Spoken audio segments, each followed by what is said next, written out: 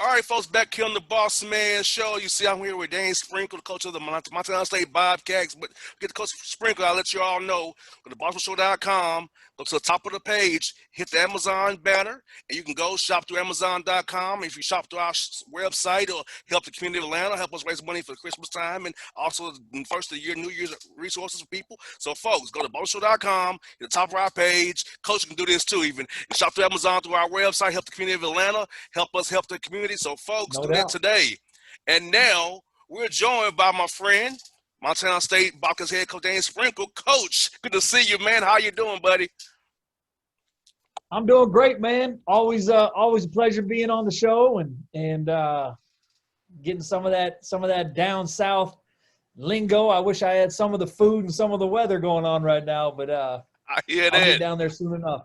Man, let me talk to you about it, man. You know, my birthday was March 11th, Coach Sprinkle, and, you know, that's when everything kind of went crazy on my birthday. So, were you all already in Boise when that went down? So, how was that, trying to get ready to play, and everything just kind of shut down and sending kids home from there, man? Yeah, we found out right after pregame meal. We were playing Portland State that afternoon, and we'd actually just had pregame breakfast, actually. Got back to the hotel, and that's when I got the call from the president of the school and our athletic director. And we had to bring the guys back down into the conference room and inform them of the decision that the tournament was canceled. And that's probably the hardest thing I've ever had to do in coaching, just from a standpoint of looking, your seniors in the eyes, and those guys, they'd meant so much to me just because obviously it was my first year as a head coach and how much they'd done for me. And, it was a challenging time. And I can only imagine we only had 2 seniors. Some programs had 6, 7 seniors. And like our women's program, they won the championship. They were actually playing for the championship that night. The women's tournament starts earlier. And they had like 5, 6 seniors who were tremendous. And so, I mean, I can't even imagine how mad I'd be if I was our women's coach.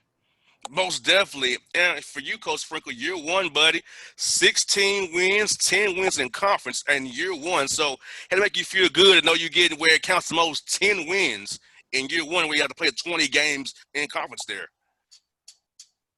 Yeah, it did. And, there's always some games where you look back and, you wish you would have won those, but then there's also some games where we probably got lucky to hit a couple shots and win those. So, I think it was Bill Parcells says you are what your record says you are. And Yes, we were 10-10, and which was a productive first season.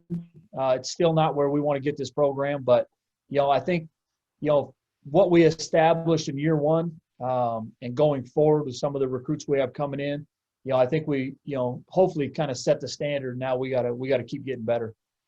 And what did you learn in your first year as a head coach? I know you've been assistant coach under our friend DJ Taylor, of course, and other places as well. Yeah. So what did you really learn that year when being the head man, making all those calls for yourself now this season?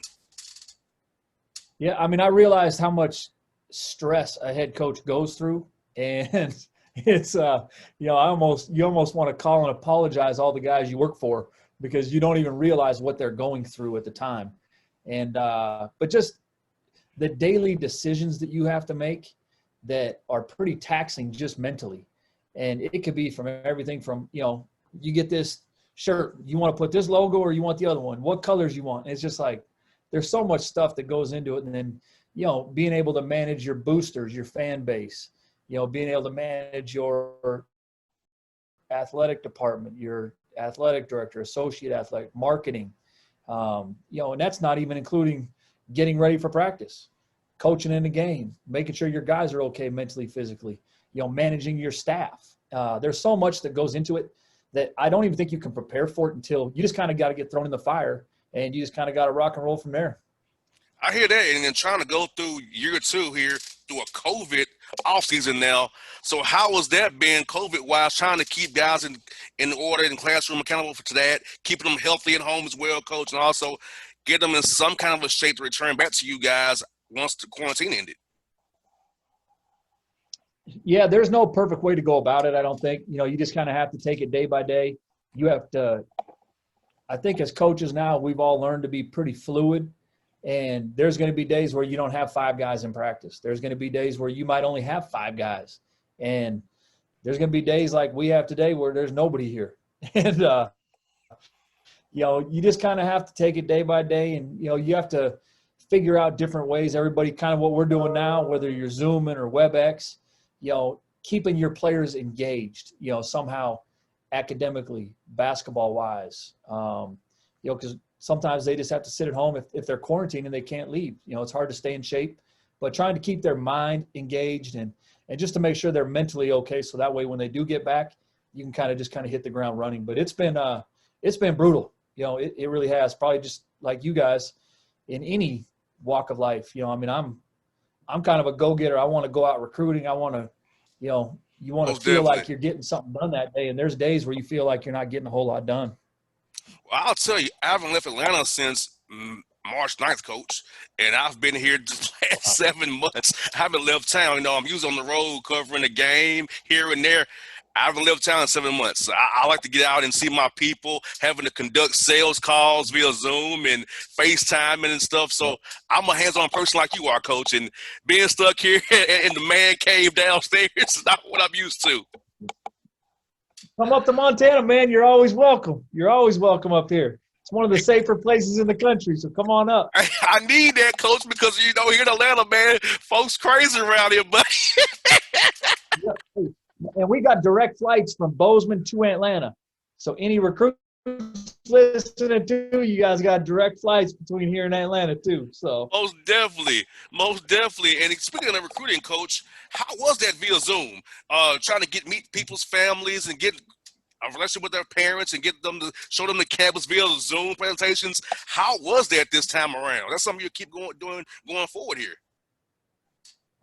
Yeah, it was different. The one thing that we're pretty fortunate is academically, it's a pretty prestigious academic school, which a lot of people don't know until, we provide them with that information, especially our engineering business departments. And so once we kind of get that into the hands of the parents and the kids like that, the academic sells itself. Now, a lot of kids just here in Montana and they've never been here. And so that's one of the things we kind of have to get past. But once we show them pictures and, show them some of the celebrities that live up here and how big Bozeman's getting, it's the fastest growing city of its size in the entire United States right now. And so a lot of people moving up here, but you have to find different ways to sell your university. You have to find ways to, like you said, do the virtual tours of campus, the arenas, your facilities, renovations or upgrades you're doing, which we're doing a lot of. And so I think it's going to change the whole landscape of recruiting going forward.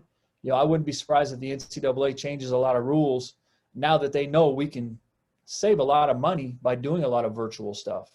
But I think probably like you were just mentioning a minute ago, there's nothing like physically getting on a college campus and feeling and touching and sitting in an arena, sitting in a locker room and feeling the vibe and the energy that's on that campus.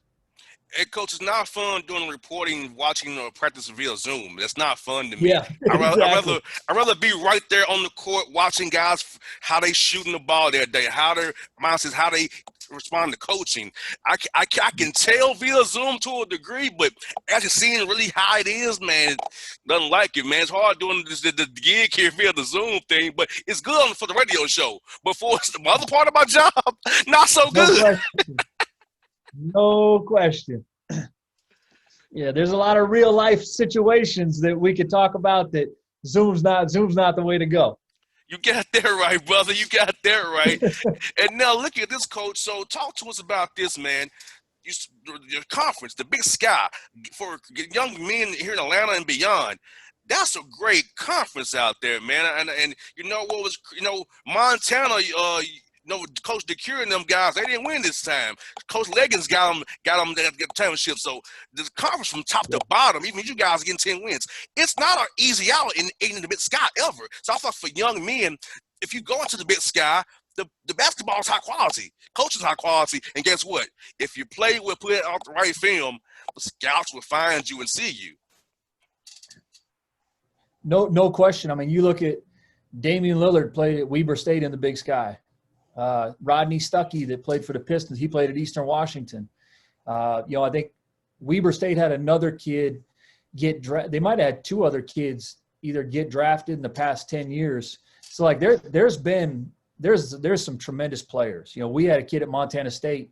I didn't coach him, but he was before me, Tyler Hall, who's the all-time leading scorer in Big Sky Conference history. And he played with the G League team for the New York Knicks. And don't be surprised if he's in the NBA this year. And so, I mean, it's a very talented league. It's a very well-coached league from top to bottom. No matter where you go, it's a tough league to win on the road because we are in kind of remote places where they're college towns. So when you're going there, I mean, there's always a good environment, and it's hard to win on the road. You're always, very rarely are you able to just bust to a place. And so, I mean, it's taking a flight, staying in a hotel, and getting ready to rock and roll against a good home court advantage. So it's a tremendous league, and it's only getting better. You mentioned, I don't know if you knew, but I think we're the 18th or 19th rated conference in the country last year. I believe out of 29, 30 conferences. And so, when you factor in the Power Five and then Mountain West, some of those, I mean, all of a sudden there's 14 right there, and all of a sudden we're in that next five, which is pretty impressive. Most definitely. So, Coach, tell us something about your newcomers this year that you have coming back on your roster, some of your returners, because I want my listeners to know who to look for on your roster. Tell my listeners to check you out. I know it's late night. I know it's kind of if you're a house behind, but hey, check my man out. So tell us some guys what you just look out for on your roster this year, newcomers and returners here. Yeah, we have a big guy who's going to be a junior. He came in last year was his first year along with me, and he got newcomer of the year in our league. His name is Jabril Bello, 6'8", 6'9", really athletic. I mean, his potential is limitless, because he just started playing when he was 15 or 16 years old. Wow. He's from London, and so he's tremendous. He'll be one of the top returning players in the league. Another kid from London, his roommate actually, Amin Adamu, was a JC transfer that came in when I got the job. He averaged about 12 and a half a game last year. Really explosive player, and expecting huge things out of him. He'll be a senior. We had another guy sitting out last year, Xavier Bishop, who played for a good friend of mine, Kareem Richardson, at University of Missouri, Kansas City. He transferred here. He has 1 year left. He's about 5'8" on a good day. And but he is jet quick. He can really finish at the rim. He can score it. He was a third leading scorer in the WAC conference 2 years ago. And so we're expecting huge things from him. We have another 6'11" kid, Devin Kirby, who will be in his 5th year this year, who just keeps getting better and better. But he's probably our best defensive player and rebounder. And so, we got some pieces coming back. We got a lot of young talent that we brought in. We have 8 new guys. Everything from one grad transfer to 3 JC kids to 2 high school kids. And so I'm excited with kind of the potential and bringing this group together. Most definitely, you have a great mix there of young and old, because you need to kind of be old but have the right mix in the pipeline so you can keep it going. So I think you got it going good so far, brother. I think you got something brewing. No, I hope so. Hopefully they can make some shots and get in a defensive stance when the time calls for it. Here's that. Most definitely. So I got to ask you, man, tell us about your golf game. I know I talked to Coach Taylor and Coach Smith. They told me you are a great golfer, man. So first off, if anybody listens to your show, they know Coach Taylor and Coach Smith. Don't listen to anything they say if they're talking about that, especially about golf. Don't listen to that.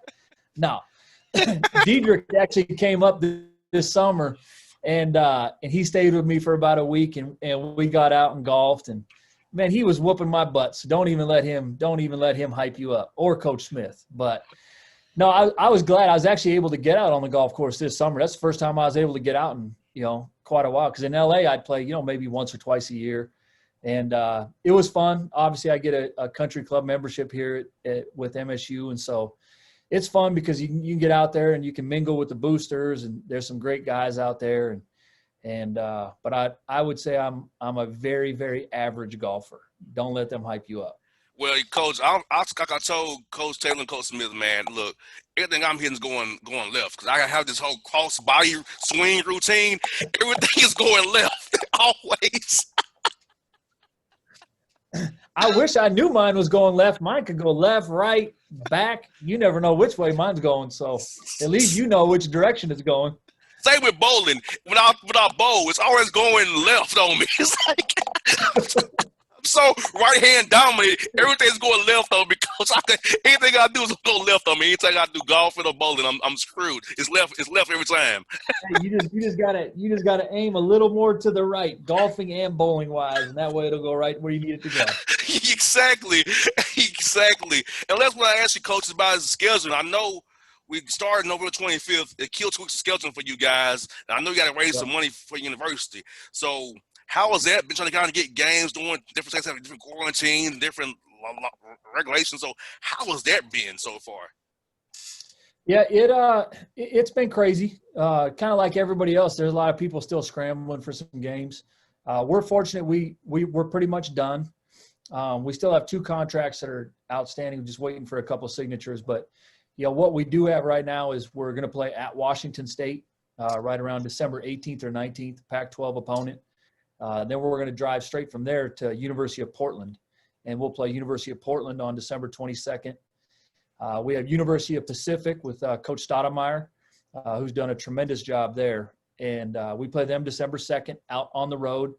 And so we got 3 really tough games right there just on the road. And our other games are more than likely going to be on the road also. But if we can't have fans in our arena, I would rather be on the road. And, because we are going to have to make money, not only for our program, but for some of our other programs in our department to help them out too. And so we're probably going to be on the road for the whole month of November and December, and hopefully we're able to have fans back in our building come conference time. The end of our first conference game is December 31st. So. Wow, yeah. Well, I'm hoping you all can raise that money, and hopefully in 2021's the season you can come to Atlanta, and hopefully that one of the schools here will bring you out this way, and I can show you a good time while you all are here. Tell Coach Pastor to pay us a little bit of money. We'll come down there. Hey, he's my guy. I gotta send him a text, man. Hook my man up in Montana State, man. Hook him up with something. No doubt. Guy over there in Tech, over Tech. Y'all got something for my man. No doubt, man. We'll have pregame meal at Spawn Divots, and I'm sure there's some other. We'll go to 6 Feet Under one of those times. We'll hit some good spots. Most definitely. Oh, can't forget about 10 Lizzie's in Grand Park. Great tacos. Pick any 3 you want to, and there you go. I've been there, and I'm trying to think. The other place I always tell Coach Taylor about is the Flying Biscuit. Yes, the Flying Biscuit. Place. But he loves the Waffle House. He's a Waffle House guy, though. He loves the Waffle House. He can eat. I had to plan. Me and Coach Smith, we'd have to plan out our recruiting, and we'd have to find where the Waffle House was, and we'd have to say, okay, it's 15 minutes. Okay, we got to get him here to get him back in time for this game. Because he's not messing around with his Waffle House. Hey, he's a house king, man. I said, man, you are the house king. Like, look, Waffle House is cool in a pinch, but, man, you love it too much for me. No doubt, man. Me too. And he gets the same thing. He could go there 3 times a day. He'll get the same thing. Wow. See, I can't do it, man. Like, I like the house for what it is, but it's like every day, bro, 3 times a day. Nah, man. I got to switch up a little bit. Me too, man. Me too. Man, Coach, good to catch up with you. Good to see you, man. I said, I'm going to take care of you. Come in town. I'm going to take care of everybody, and I'll talk to Josh for you as well, brother. I appreciate it. Thank you so Always much. Good. Hey, appreciate you having me. Anytime, buddy. And thanks for on the Bossman Show.